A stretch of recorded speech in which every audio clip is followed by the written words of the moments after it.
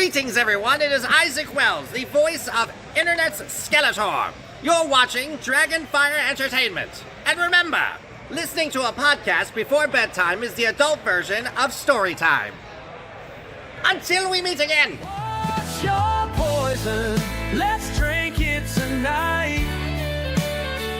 In the glow of the stars, everything feels right. Raise your glasses, let the good vibes pour. Together we'll sing, who could ask for more? How's it going, everybody? Wildman Wess here, and welcome to a long-awaited edition of What's Your Poison. You may have noticed that there has been an update from left to right, or vice versa. Hey, the camera is different from where I'm standing, but Hefe over at Beer You Beer Me had the the generosity of giving me some tap handles to put up behind me, and this just makes my bar look a little more professional. Professional what? But that being said, we have 3 beers from Crawford Brew Works in Bettendorf, Iowa, and I've had them in the fridge for a little while, and I hope that they're still good, and I want to see exactly if they can go head-to-head with the adventurous brewing lineup that we had previously in the last few episodes. So let's get started, shall we? Okay. First up today from Crawford, we have Ambrrrr. This is a 4.7% ABV Ambrrrr Ale. It's been a while since I've had this one, and there's not much description on it because most of the cans, they have just a logo and a little label with the name and the ABV. So this episode's probably going to be a little bit shorter than some of our other ones in the past. As you can see with this Ambrrrr, we still have a really great head consistency. Very carby underneath it too, and a nice golden amber color right there. A little darker than golden, but still. Oh, even though it's been in the fridge for a while, it still smells fresh, it still smells clean, malty, a little bit oaty, and here we go. Not as oaty as I remember it, more on the barley side almost. It has more of a dry bite to it, and I like that because as much as I love my amber ales, especially the ones that have that sweetness and that oatiness, maltiness, almost breakfast cereal type, this is definitely one that I probably shouldn't have had so much of a drink. This is more of a sipper even at 4.7%. Now, for those of you playing the home game for a long time, we've also talked about the fact that any beers that are usually under 5% are considered patio pounders. This one is considered a patio pounder, but with the body and the flavor profile, I would not recommend this as a patio pounder. This is more of a sipper. This would be a patio sipper. We have a new member joining the group today. All right. Now it's time to grade this. I do appreciate the flavor profile. However, I'm wondering if that dry barley bite to it is affecting my palate slightly. Now, I do enjoy this, but it's not as much as what I was hoping for in retrospect. That being said, I'm going to give this 3 3/4 out of 5 pounds. This is not a bad beer. However, then again, this is also in the summertime where the heat is getting bad, and a beer like this may not be the greatest to drink during this time of year. I would recommend drinking this more towards the fall. However, it is still a good beer. I'm going to sip on this a little bit more, and we're going to get more into some beers that are more on the summer side. So stick around.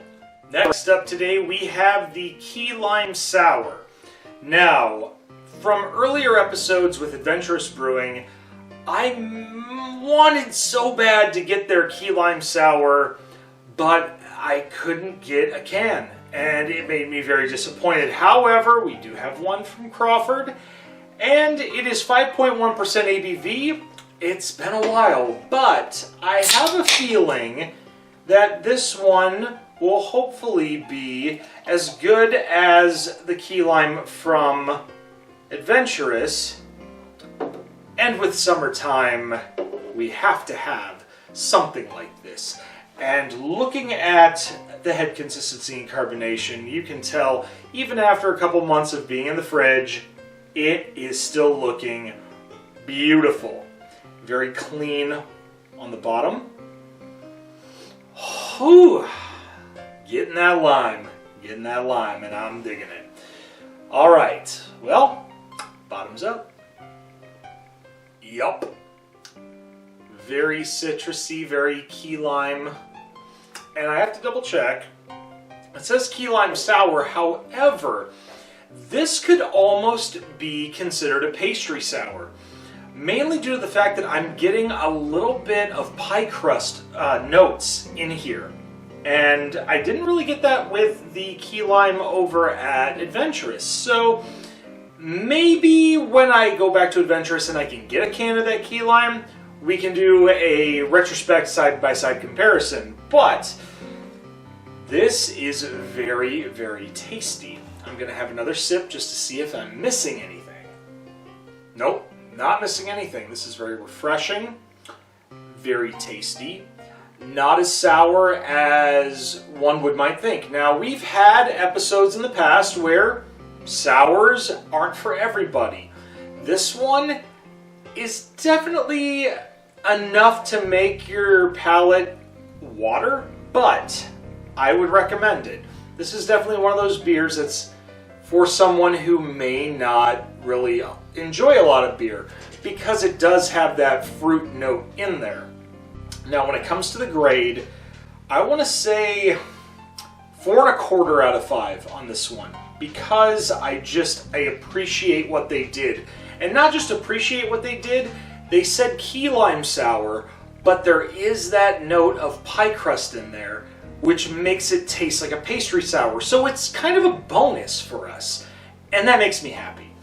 On that note, I'm going to sip on this a little bit more, and we've got one more beer in store for you, so sit tight, we'll be right back. For our last beer of the day, we have Strawberry Rhubarb Sour. This is a 5.1%, very much like our key lime sour. I am very excited about this because growing up, this is very nostalgic for me. I loved rhubarb. As weird as this sounds for some people, I would eat it fresh right out of the garden. We had some friends and other people that we knew that had rhubarb, and sometimes I would just walk over to their garden and just break some off and eat it.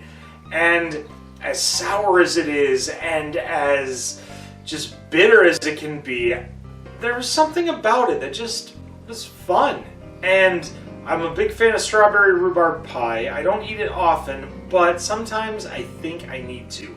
But I digress. This one I'm really excited about. Oh, look at that. Look at that beautiful rose color right there. And that head consistency is still great. This was canned back in February, and the head consistency is just amazing. Now it's time to have a smell.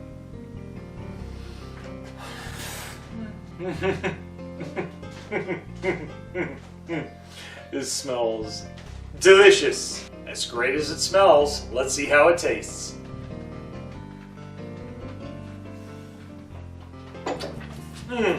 Yep. Strawberry rhubarb.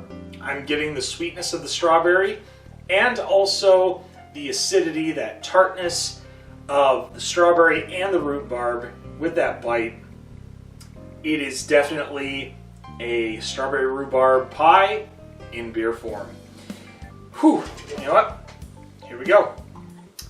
Pouring a little bit more because this is a 5 out of 5. Because this could have gone the good way or the bad way, and it didn't go either way. It went the great way, and I am so glad that they made this, and I hope that they still have it for the summertime, because as the good wife Becca says, I'm so sad when it's gone. Well, we hope you enjoyed this episode. If you've had these beers, especially if you're from the Quad Cities, and you agree with me, leave a thumbs up. If you've had them and you don't agree with me, you can leave a thumbs down too, because I totally understand. Not every beer is for everyone, and I'm totally understanding on that one.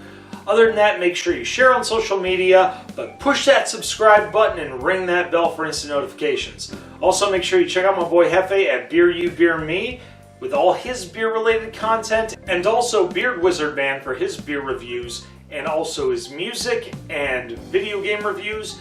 I need to get back into that as well, and we've got some time now in the process because I'm still working on another project that I've probably talked about recently with some movie reviews about the worst movies made in the United States. So, we hope to see you soon. I'm Wild Man Wess, and you take care of yourselves, alright? Cheers. What's your poison? Let's drink it tonight. In the glow of the stars, everything